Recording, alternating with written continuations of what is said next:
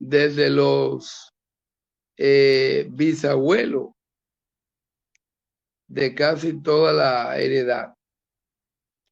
Del bisabuelo para arriba hemos sido nosotros quienes hemos buscado en los cementerios, hicimos los trabajos de pasarlo, de bautismo y matrimonio de iglesia, lo pasamos a la junta.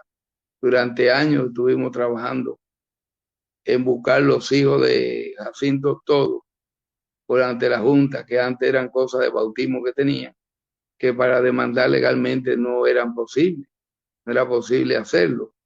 Y nosotros, cuando iban gente allá a la central, nosotros le decíamos que de dónde ellos eran. Ah, nosotros somos de Arenoso, Arenoso. ¿Y quién era su papá, fulano? Y su abuelo, Perencejo, que muchas veces no sabían ni quién era el abuelo, pero Perencejo. Entonces nosotros le decíamos en Arenoso, usted es familia de Francisco de Rosario, de Yamasá, de Francisco de Rosario, San Francisco de Macorís, de San Francisco de Rosario.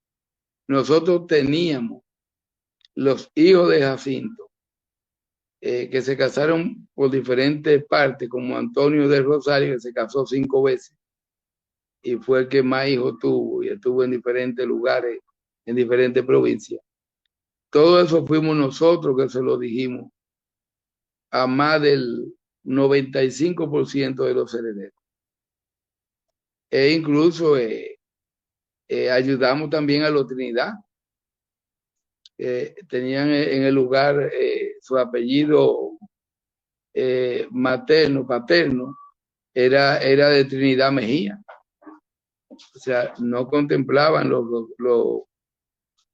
Trinidad el apellido de Rosario como un apellido, como un segundo apellido, sino muchas veces creyeron que de María de Rosario era un segundo nombre, de Rosario era un segundo nombre de María. Entonces ella era María de Rosario Mejía. Entonces en el matrimonio, aunque decían que ella era hija de Pedro, de uno de los de Rosario, pero no sabemos cómo en el matrimonio, viendo que el papá de la mujer era de Rosario, le pusieron entonces el apellido Trinidad y le pusieron el Mejía. O sea que todos esos documentos hubo que volverlo a rehacer para darle a esa gloriosa familia el lugar que realmente se corresponde. Porque lo que una persona te deja de herencia, que no se la bebe, no se la coma, no la gasta y te la deja, sería como algo, ¿cómo decir? Algo, si se quiere, espiritual, que la persona abandone una herencia y se pierda y hagan uso de esa herencia a otra gente. ¿Por qué? Porque no tenían ese lapso. Yo creo que tenemos unos enemiguitos por la Trinidad que no quieren saber nosotros muerte y nosotros ni lo conocemos y nunca hemos tenido ningún tipo de roce con esa persona porque creemos que cuando hicimos eso, eh, un trabajo que tenían hecho a nombre de los Mejía eh, vulneraba o escondía el asunto del Rosario.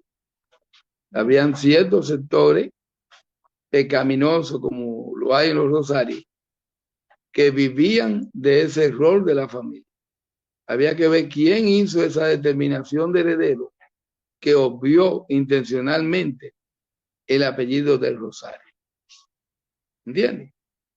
También, no sé si lo habíamos dicho antes, en el caso de los Guzmán, por donde entran los Guzmán con los Rosarios, entran nada más y nada menos por el famoso legendario, que aunque dicen que es una leyenda, fue real. José de Guzmán y Meléndez. José de Guzmán y Meléndez fue en la época de las luchas de España contra Francia, contra la colonia francesa. Él fue la primera espada de España. y fue vizconde también. Nosotros en España buscamos sus documentaciones. Y ese señor realmente fue todo un funcionario, una figura real de la España que encuadraba la autoridad para esa época, porque esta parte era dirigido por España. Fue uno de los españoles que mostró más valor y más decisión en la defensa de los intereses y las armas españolas. Es el varón de la atalaya. Se le dio ese cargo porque la atalaya, ellos tenían una orden llamada el atalaya, San Miguel, que sé yo que el atalaya tenía España, y le dieron eso es un nobiliario, eso es una nobleza que se le da, como varón de la atalaya. Que mucha gente cree que es un sobrenombre, no, fue un cargo honorífico que se le dio la Armada Española por su valentía. Excelente. Cuando excelente. él muere en el 1792, que muere, no tuvo hijos y le dejó un testamento a un sobrino, hijo de, creo que de Marco, de Guzmán, que era su hermano, para que éste heredara el nobiliario de varón de la atalaya, o el de vizconde, o primera espada que era, en ese momento. Pero el nobiliario, estamos hablando de la nobleza, no de los valores, no un testamento incluyendo los valores materiales que pudiera tener, sino el nobiliario, pero esa persona se fue a residir a Cuba en medio de esa lucha, y al no estar en el país para defender los intereses que había heredado, perdió la condición de ser sustituto de ese otro, que obtuvo esos bienes por su valentía. Mucha gente habla en mal, ¿no? Que es como la otra fábula, que no. Nosotros tenemos los documentos reales de ese señor. Y su madre, que era Meléndez del Rosario, él llevó el primer apellido de su madre. Para que ustedes vean cómo es que son las investigaciones. Él era José de Guzmán y Meléndez. Su segundo apellido era Meléndez, porque ese era el primer apellido de Ana María Meléndez del Rosario, que también era del linaje de José Margarita del Rosario. Ahí quedan esas tres familias vinculadas por el matrimonio. No obstante que también los de Guzmán tenían algo que ver con los Rosarios también. La familia de Guzmán, independientemente de este caso del varón, tenían otros vínculos, porque muchas veces aparece en documentos antiguos, aparece Victoria de Guzmán del Rosario, como que ella también era, había venido de España conjuntamente ya como pariente también de los mismos Rosarios.